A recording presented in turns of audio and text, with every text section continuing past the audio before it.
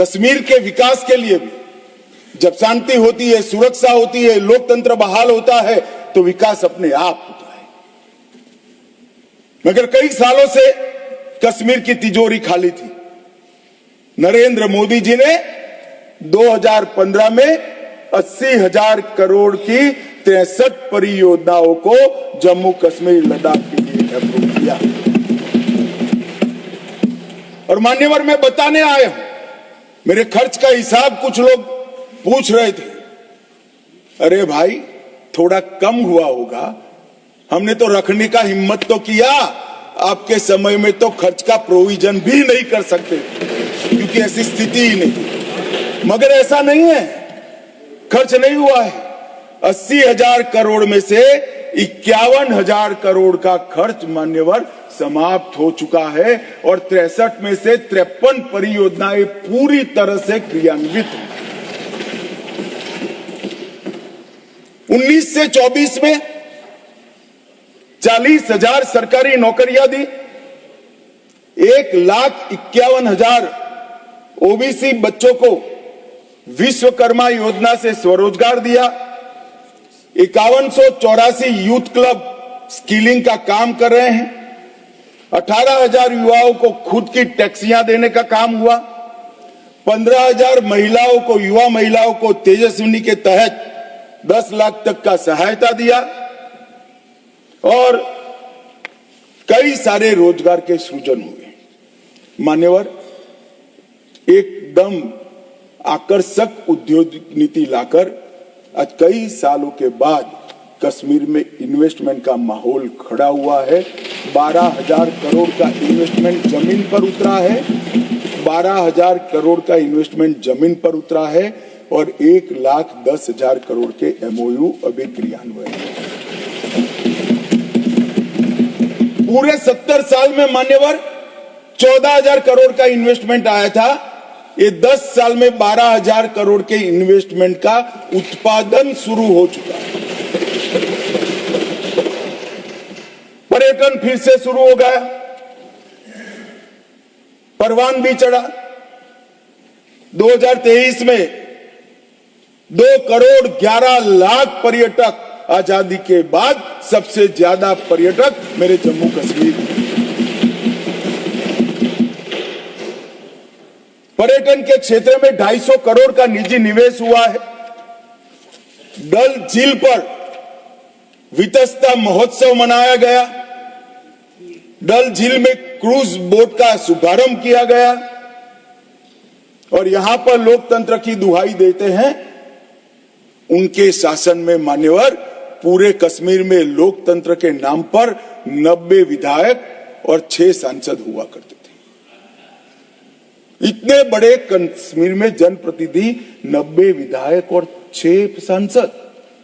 अब 34,262 जनप्रतिनिधि चुने हुए कश्मीर में है। ग्राम पंचायत भी है, तहसील पंचायत भी है, जिला पंचायत भी है, म्यूनिसिपैलिटी है, म्यूनिसिपल कॉर्पोरेशन भी है, विधानसभा भी है और संसद सदस्य भी है। 370 की आड़ में इसको बंद कर रखा। चिट्ठियों से जनप्रतिनिधि बनते थे, अब चुन कर आते हैं मान्यवर।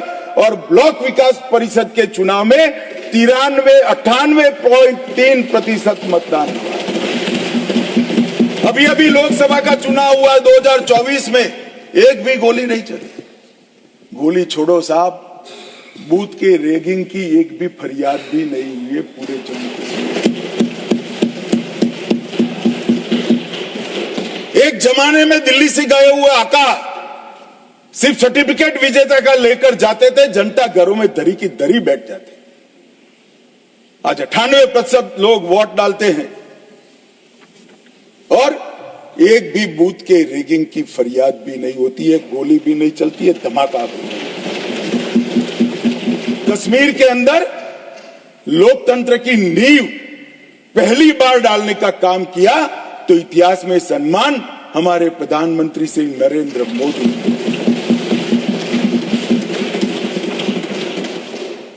संसद ने भी जब राष्ट्रपति शासन रहा कई महत्वपूर्ण बिल पारित किए।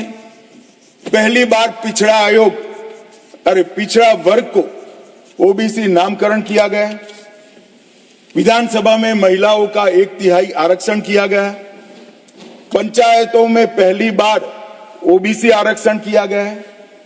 वाल्मीकियों को पहली बार दलित आरक्षण का फायदा मिला।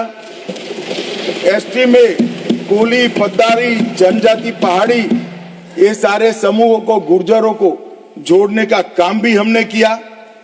गुर्जर बकरवाल भाइयों के लिए 10% अलग आरक्षण दिया और कश्मीरी पंडितों के विस्थापित को भी 2 सीट का रिजर्वेशन देने का काम ये भारतीय जनता पार्टी की सरकार है। मान्यवर विकास, आज जम्मू विजयपुरम में 1600 करोड़ का एम्स है। अवंतीपुरा में 1828 करोड़ से बन रहा है। आईआईटी जम्मू में, आईआईएम जम्मू में, निप श्रीनगर में है। मेडिकल कॉलेज पहले 4 थे, अब 15 है। नर्सिंग कॉलेज 15 और बनी है। एमबीबीएस की सीटें 500 थी, इसमें 800 हमने जोड़ी है। और पीजी की सीटें 667 थी, उसमें 297 नई जोड़ी गई। और नर्सिंग की सीटें मान्यवर 220 थी, इसको 2000 करने का काम भारतीय जनता पार्टी। और दुनिया देखती रह जाए। दुनिया के कई लोग उसको इंजीनियरिंग एडवेंचर मानते हैं। ऐसे इंफ्रास्ट्रक्चर के काम भी जम्मू कश्मीर में हुए। 9.25 किलोमीटर की बनिहाल सुरंग बनी। विश्व का सबसे बड़ा रेल ब्रिज चिनाब नदी पर जम्मू कश्मीर में बना। रेल नेटवर्क को उधमपुर, श्रीनगर, बारामुल्ला रेल लिंक से घाटी तक पहुंचाया गया। जोजिला सुरंग, जैडमोर सुरंग और मजबूती से हमारे इंफ्रास्ट्रक्चर को मजबूत करेगी। भारतीय सेना की रसद को भी क्षतिपूर्ति करेगी। जम्मू के लिए सेमी रिंग रोड बनाया। अखनूर पुंछ सड़क निर्माणाधीन है और 11,000 सर्किट किलोमीटर की नई एचटी लाइनें डालने का काम भी मान्यवर जम्मू हिसाब मांगते हैं। क्या हुआ 370? साहब हिसाब तो इनको दिया जाता है, नजारा तो उनको दिखाया जा सकता है जिनकी नजरें साबुत हो।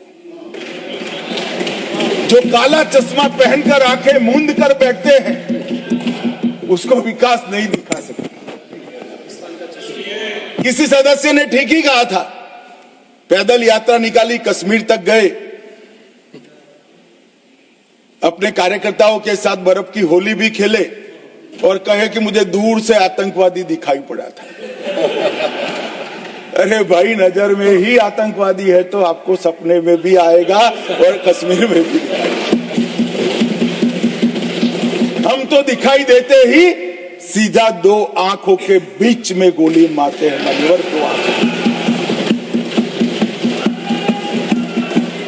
हमारी सरकार ना आतंकवाद को सह सकती है, ना आतंकवादियों को सह सकती। कोई जगह नहीं है देश में अब देश के नागरिकों के साथ खून की होली खेलने वाले। मान्यवर, दूसरी समस्या थी वामपंथी